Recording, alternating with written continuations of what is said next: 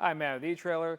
Today we're going to be talking about the Benton Shifts&Grins bike rack on the back of our 2023 GMC Yukon XL. Now, this is going to be a great rack if you're looking for something kind of middle of the road that's going to offer you a lot of nice features and be fairly affordable too. Now, I really want to start off with how our bike's interacting with the vehicle right now. So, you'll notice that even if you're on a really bumpy road, if this is moved around a decent amount, we're nowhere close to even making contact with your vehicle. And what's even more is, if you want that hatch access, we can get it. All you gotta do is press a button at the very back of it, right here. Now lower down.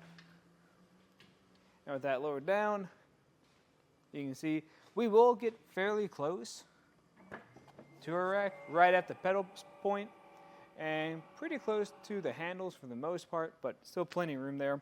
This will give you the opportunity to get in here, grab some groceries, grab your gear, tie your shoes, do whatever you need to do before that bike ride, and then close that up. Then we can put this back into the seated position, and I can take it off to kind of show you what that process is going to be like. So you are going to have straps on each tire. That doesn't really take too long to get off of here. And what's nice about this is we're not going to be making any frame contact. So you can use this with carbon frame bikes just fine. You can put it to the frame as well.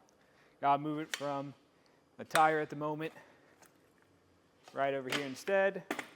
And that's nice if you want a better hold on it, if you like that style more. And I do like that that hook comes completely off. I find it's a little bit easier to work with it when it does that. And then I'll just pick it up and take it out for a ride. Now you can pair some heavier e-bikes up with this, but as you can see how high I was lifting that up, that will be pretty difficult to kind of work with. And you are going to have these cradles that can accommodate multitude of different sizes of tires. And make sure you do put everything back into place, just so it looks a little bit nicer. And we definitely don't want to forget that hook, or we won't be able to carry our bikes. So I'll put that up now. A trick I'll do too is use this strap from the tire point to hold that down so it doesn't bounce around too much when I'm driving. Now let's get a couple measurements. And that first one I'm going to get is going to be the ground clearance. So right here, this is going to be sitting at a little bit under 29 inches, which is really good for a 2 bike rack. But again, you got to lift up your bikes a decent amount. And then for the total distance this is sitting, that's going to be roughly around a little bit under 32 inches, which is pretty standard for a 2 bike carrier. It is something to think about with a larger vehicle like I have right now.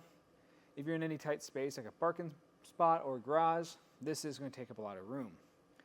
But if you do have the room to spare and you got extra passengers with you, there is an add-on you can put on here. Doesn't require any extra bolts that get put in place. It just grabs onto the back of this, you tighten down a knob, and you're good to go. And we can fold this up to save some more room if you want to. And now that total distance, this is going to be sitting away, is going to be a little bit under 19 inches. So that's pretty good. Now, when it is in this position, it is going to block a few things. That's mainly going to be blocking your license plate and your backup camera, but your taillights and back window will not be obstructed. And the way it's going to install is we're going to have a 2-inch shank that goes into your 2-inch hitch receiver, and we're going to have an anti-rattle bolt that goes through and connects to a nut and a clip on the other side. To make that process a little bit easier, because this is a heavier rack, we're going to have this alignment collar on the front of it. You're just going to push this measurement out until that reaches the collar of your receiver. Tighten that down so you don't have to worry about lining up that pinhole every time. And I will say in our case today, we are fairly close to our bumper with this hand knob. So you can get it there. It's just going to be a little bit tight. So overall, I think if you are looking for a solid option for price, utility, and the way it looks back here isn't too distracting, I think this is going to be a great option for you. And again, if you do want to upgrade to that 4-bike variation, you can add the add-on to it later on, or if you want to get it all at once, you can actually get that kit here at eTrailer. But again, I'm Matt, and thanks for watching.